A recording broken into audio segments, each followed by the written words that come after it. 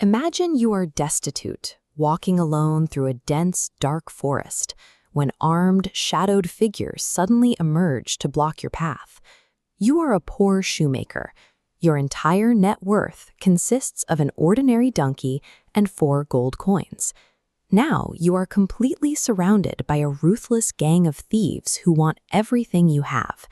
Fighting against this overwhelming force guarantees death, but surrendering your last bit of money guarantees you will starve. To survive, the shoemaker relies on a different tactic. He ignores his lack of physical strength and begins weaponizing the severe psychological vulnerabilities of the attackers themselves. The shoemaker is betting on a specific kind of inversion. A physically superior predator can be tricked into throwing their own weight behind their own downfall. As the thieves close in, the shoemaker improvises. He secretly ties one of his gold coins to the donkey's neck.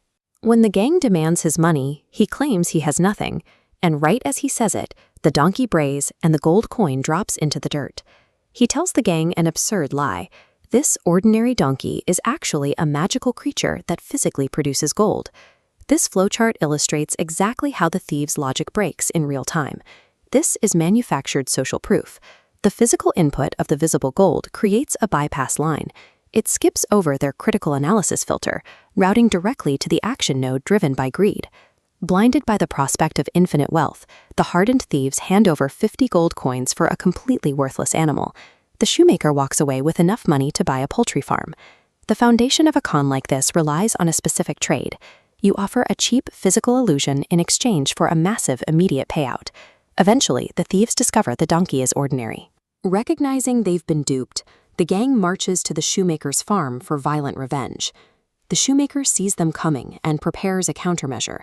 He stages a theatrical interaction with his wife, commanding their ordinary farm dog, Milo, to act as a magical, telepathic messenger. This creates a glaring paradox. A gang of criminals just realized this exact man tricked them with fake magic, yet they watch him talk to a dog and immediately believe him again. We map their cognitive state, the sunk cost fallacy, using a balancing scale. The heavy pain of their 50-coin loss pulls their judgment out of balance. To erase this deficit, they drop a 40-coin weight on the opposite side, buying the dog to justify their previous foolishness. When a victim refuses to admit they were fooled the first time, their own ego makes them vulnerable to a second, more absurd deception. The gang realizes the dog is useless, returns, and finally captures the shoemaker. They seal him inside a sack and leave him outside a church while they rest, planning to execute him later that evening. From inside the violently thrashing sack, the shoemaker hears a passing swineherd. He shouts he's being forced into a royal marriage against his will. The naive swineherd, eager to marry a princess, unties the sack and happily trades places. The thieves return, carry the heavy sack away, and hurl it into deep mud to drown the shoemaker. But as they walk home, they encounter the very man they just threw in, perfectly safe, leading the swineherd's pigs and carrying fresh gold.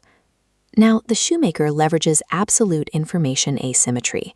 He tells them the deep mud is actually a portal to a hidden kingdom of gold, and these pigs are the guards of that kingdom.